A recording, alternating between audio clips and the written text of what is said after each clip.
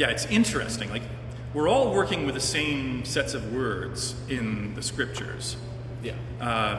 But what Orthodox Christians would typically say, and our understanding of this goes way back. Like, basically, like we can find our way of describing this right back from the apostolic times going forward in a continuous line, which is like a legal understanding is among the possible ways of interpreting, say, the word debt or penalty and things like that. But I would say that the main point to understand of how the Orthodox understands what is going on the cross, what is atonement all about, is just to say that it is a rich bundle of overlapping ideas. And probably the strongest one would be something closer to ransom than to a legal judgment and penalty and that kind of thing, because that's really question begging. And this is indeed a question that precisely is not just begged, but is actually put out there. As I recall, St. Gregory the theologian explicitly asked the question, to whom is the ransom paid? Right? Because I think there's this assumption behind that mindset that you were evoking of the legal indebtedness and the substitutionary atonement and so on, that, of course, the one to whom this is all paid is God the Father. And that there is something, the earliest way this is described, as I recall, is Anselm, evokes this as God's honor has been shamed. Like, you know, that sin, the fundamental problem of sin is that it is an offense against the glory and honor of God. That in all times and all places, glory and honor are due to God, and by sinning, we have denied that proper honor to God. And so, like, there's this existential, like, debt going on where honor should be paid and it hasn't, and we can't restore his honor because we're not equal to God. We're infinitely inferior to God. So how can we possibly make restitution on his scale? And so, in this vision, Jesus, as the Son of God, steps in and says, well, I'm the Son of God, and I will pay the penalty that is due to God. To which St. Gregory says, you know, is God the Father pleased at the suffering, and I think he puts it that, like, something like the blood of his Son is it his wrath that needs to be appeased, and he says, away with the infamy. You know, that's like there is a, if you step back, if you don't assume that this is of course the correct interpretation, and instead you're just asking, what do these words which we find in the New Testament, what do they mean? And ask some fundamental questions and say, okay, it doesn't actually say that God is setting himself up as judge in this particular arrangement, and that the cross is the dock essentially, and that Jesus is taking on, like, capital punishment to appease the wrath of God, so that, because otherwise he will simply destroy us. He can't be held back except by the sacrifice of his Son. To an Orthodox Christian, at least, and certainly to me, that does not match the the overall understanding of who God is. That's like there's something very constrained and kind of dark about that vision of God, and sort of an understanding of him that this is the right way to think about it, as primarily as a courtroom where somebody's got to take the punishment, and, well, Jesus is it. And it's just worth mentioning that there are some like parables and so on, and certainly we speak of God as judge, although generally not in the context, like in terms of putting together the sacrifice on the cross and putting that side by side with some sort of vision of a courtroom. I'm not saying there aren't any in the New Testament. There probably is something somewhere where you could say, okay, this is pretty much now this, but it's not common. Let's certainly say that that's not the normal way that it's being talked about. Instead, well, what does atonement actually mean? It's a very interesting word. Like atonement, we're so used to hearing it that we sort of think of it as like it's some sort of, I don't know, Latin word or something like that.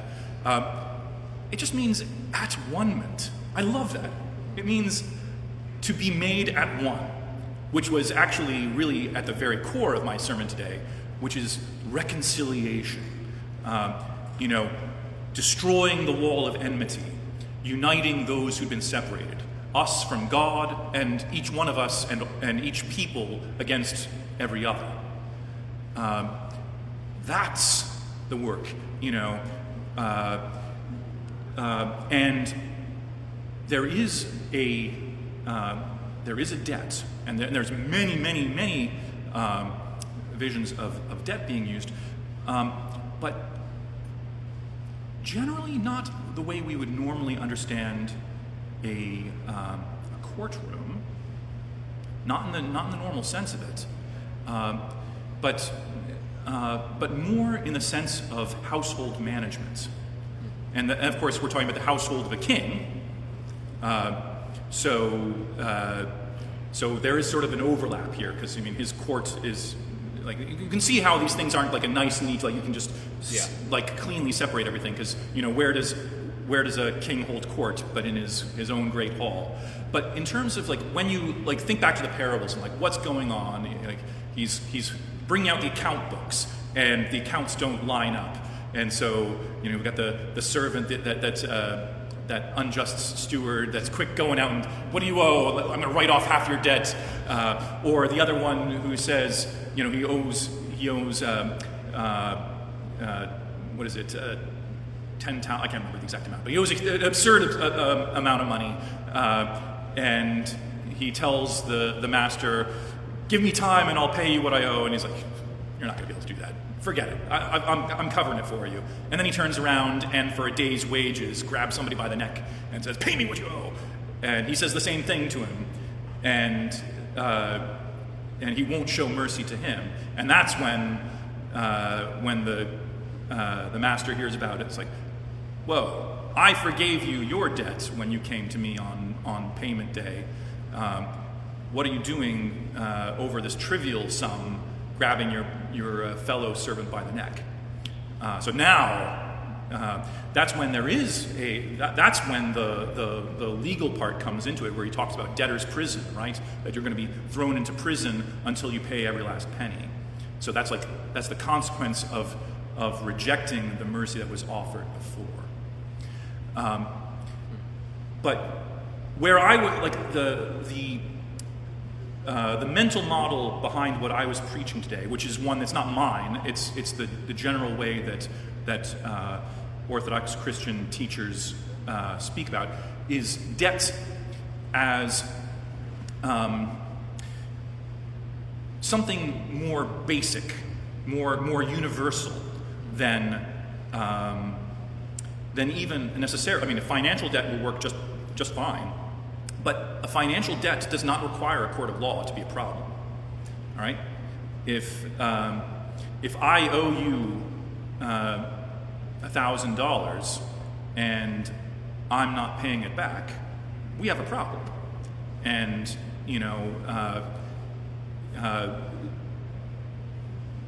I would say for $1,000, going to court probably isn't a smart way to sort that out. I mean, there's small claims court, but probably be a lot of things you'd think about for how to straighten this out between us than immediately going to court. But already there's a problem. Like, I've taken $1,000 from you and you supposedly this was a good faith arrangement, and now I'm not holding up my end. I'm not paying you back.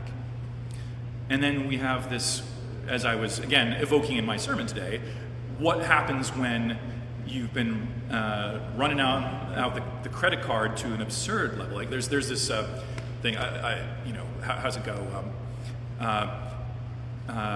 If I owe you $1,000, I've got a problem. If I owe you, say, $1 billion, you have a problem, right? Because I'm not paying you $1 billion. Like if you somehow lent me $1 billion, I'd be more fool you at that point, right?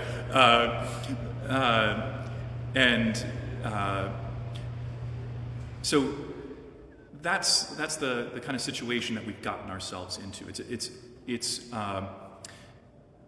It's a debt at a level of existence.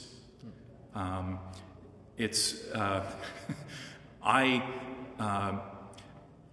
have,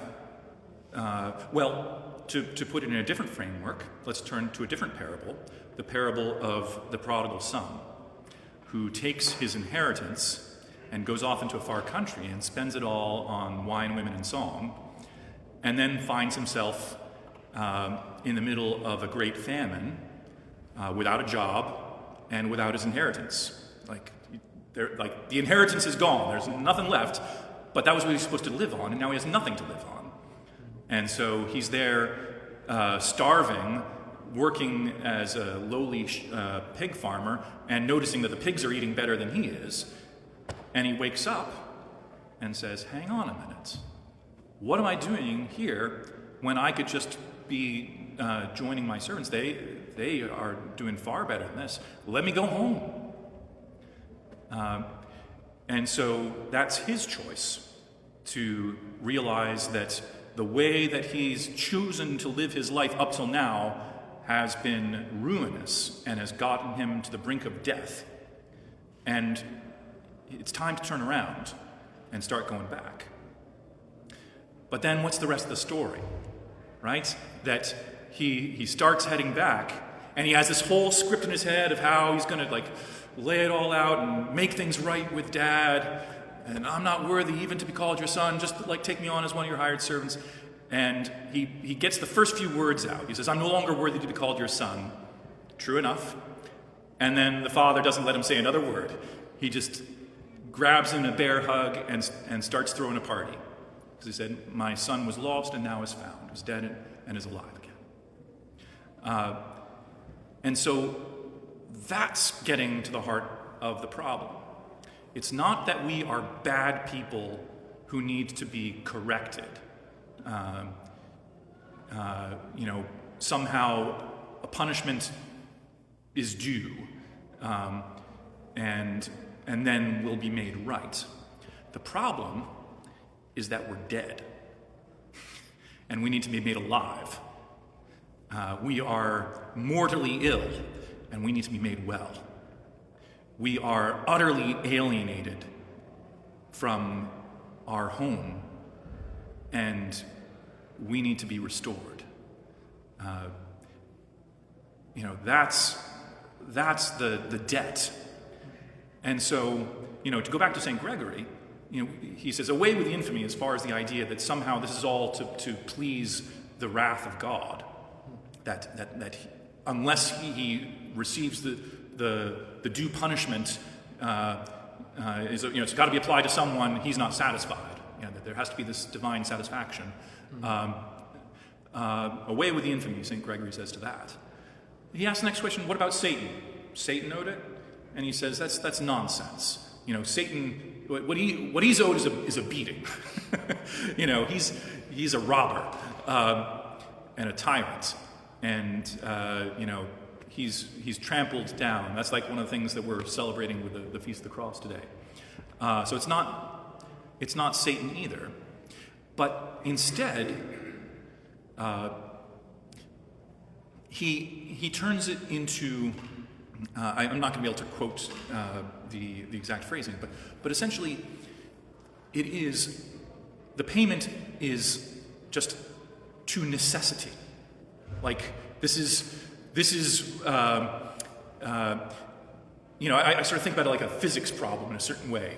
Like, if you have a stone up here on a ledge, and you push the stone off the ledge, and it's hurtling down to the bottom, okay, you can't just, like, rewind the tape and just zoop, the stone goes back. Like, there's an energy debt, if you will, that has to be paid to get that stone back up onto the ledge where it was supposed to be.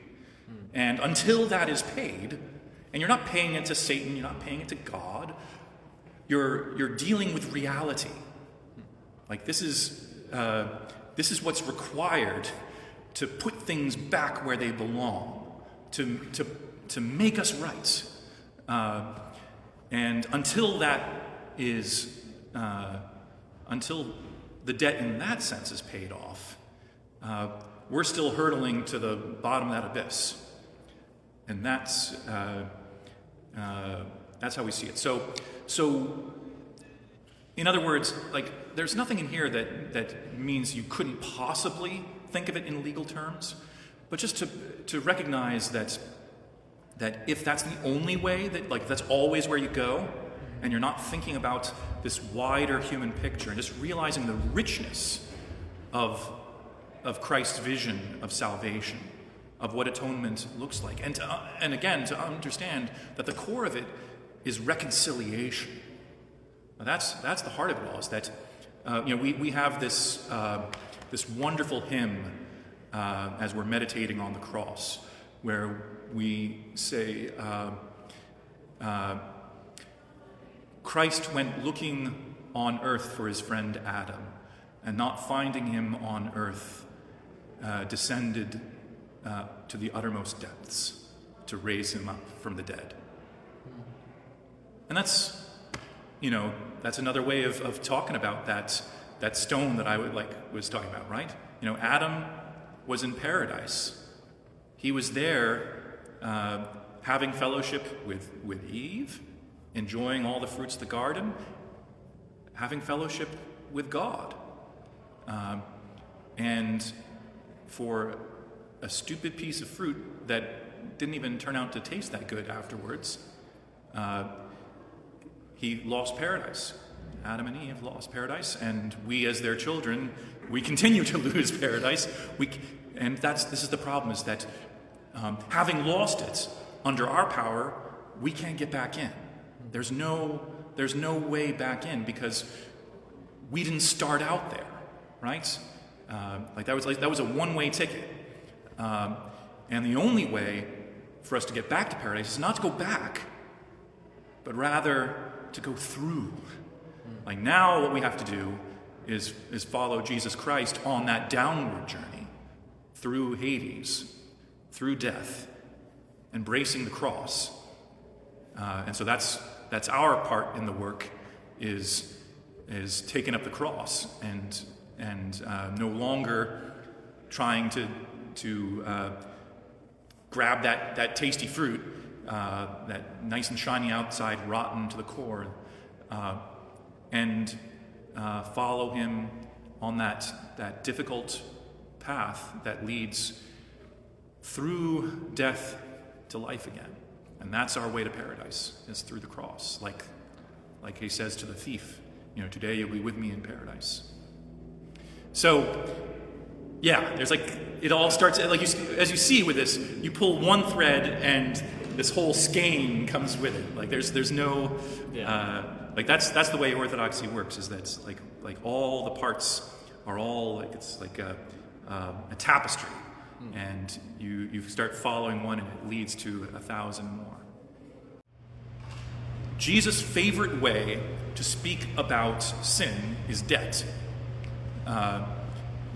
He does that more than any other metaphor for speaking of sin. By the way, literally means to miss the mark.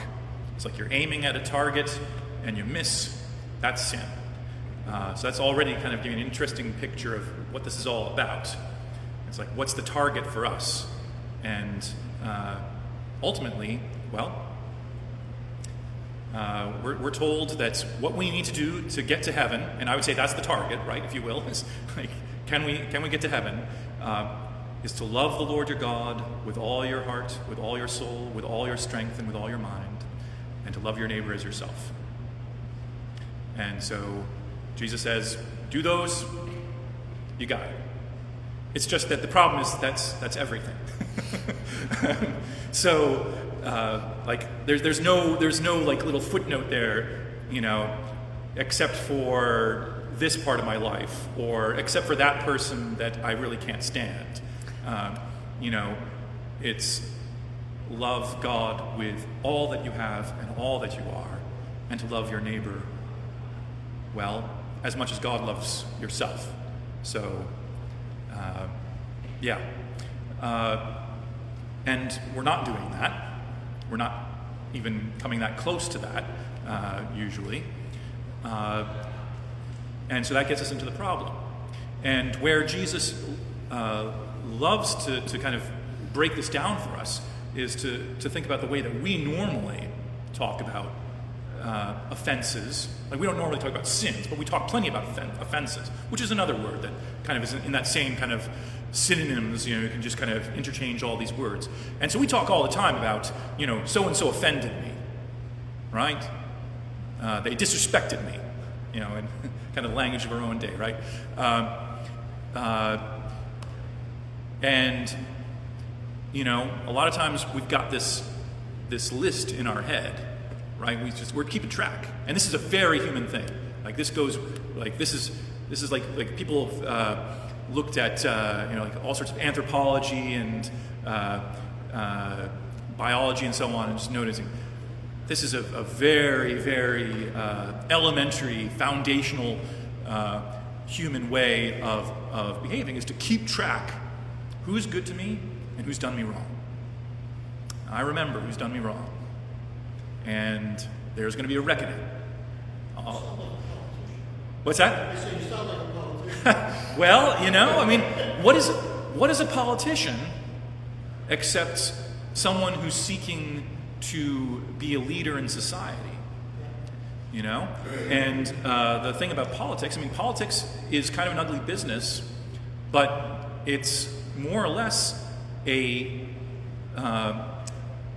peaceable way of sorting out differences.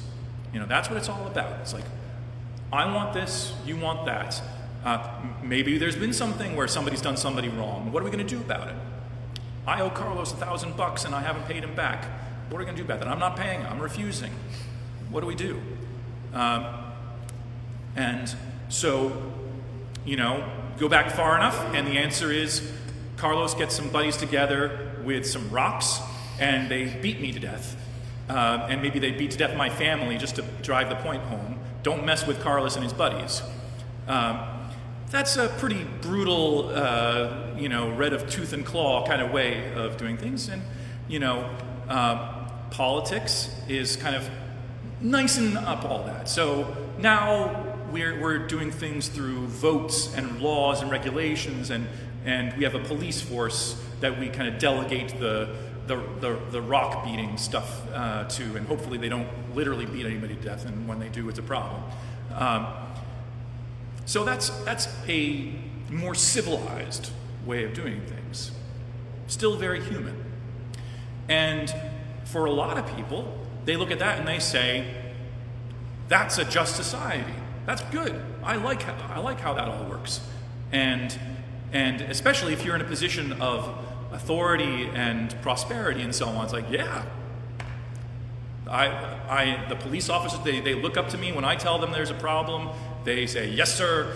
And if I say, like, you owe me a debt, they pay me back because they know that if they don't, there will be a reckoning, like I was saying before. And ordinary people would be the same way. It's like in a lot of our ordinary life, this is the way we work. We're like,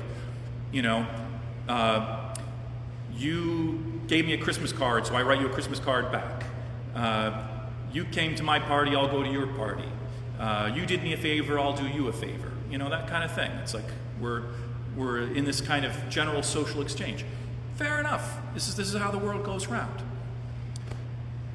But we all know that there are people in our lives where that doesn't play out. I give, I don't get back. And what then? And if you've got somebody who's got a big enough debt, you know, temptation might be to cut that person off. Maybe not literally kill them, but you're dead to me. All right. If all we've got is this world and this life, if that's all there is, and we just got to get them, like, maximize my utility in this life, then that kind of a system of exchange and all this, maybe that's good enough. Maybe that gets us there. And, you know, we'll have some politicians, and, you know, they're maybe not terribly admirable individuals, but they're, you know, they maybe are effective at kind of keeping everything more or less in an orderly fashion. I don't know. It seems to me like lately things have been breaking down in that way, but that was the idea anyway.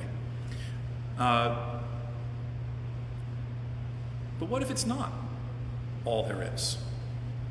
What if the real reckoning isn't, you know, hey, you know, you borrowed my car and busted it up, or, you know, you've been saying nasty things to me every time we meet, and I'm always being generous to you. What if all that kind of stuff is very human but not adequate to life? What if we need more than what's on offer in this world? What if love and mercy and hope and joy require something more? Then we've got a different story. And what Jesus was telling us was that he was especially warning those who were the proud and powerful and prosperous, to say, you're feeling fat and happy, you're very satisfied with this arrangement, but I want to point out to you that there have been a lot of ways in which you've arranged things so that you can neglect the poor and needy and those that are discouraged and lonely and suffering. And God sees it all. And regardless of all that, none of you are able to measure up to what is required to enter the kingdom of God. That in fact, like to really go back to the very heart of the problem of the rock pushed off the ledge, what if the real problem is that we're not really human at all? Or, you know, or only humans in embryo. You know, we need to grow up. And I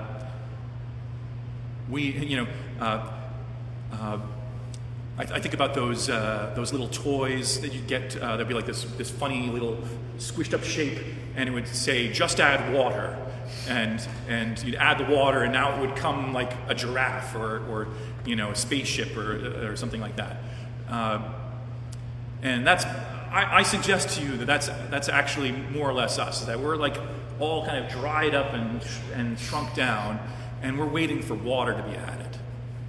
And then we'll actually grow into the shape that we're meant to be. And what we actually need to be human is to be divine. Like, to be really human, we need God.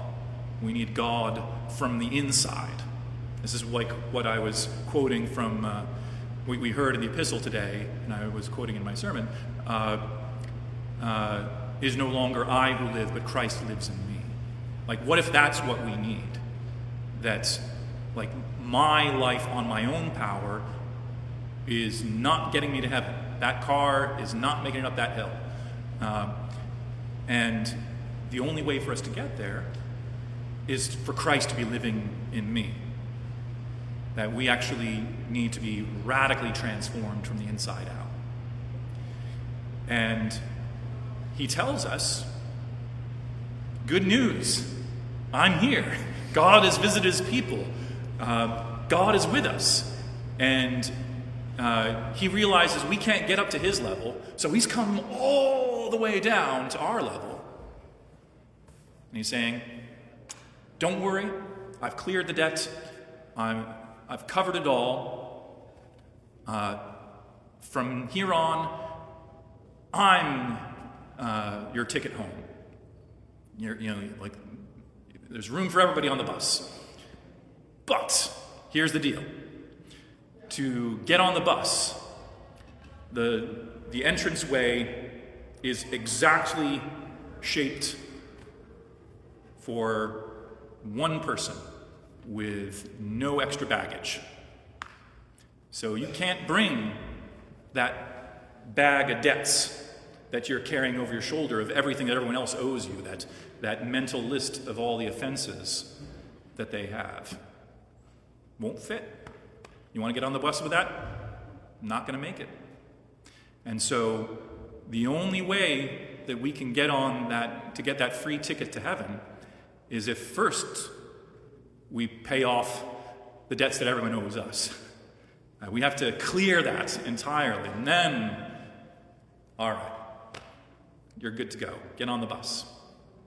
And that's basically what is really being said in the Lord's Prayer, and why Bishop Benedict was emphatic that we needed to correct that, because that's just an incorrect translation, and the other way doesn't make it as clear. I mean, it's not like it's like you can't get there with trespasses, but like when we talk trespasses, it's like you went across my lawn and I went across your lawn. I mean, it's like it doesn't get that across in the same way as, and like debts is much more visceral.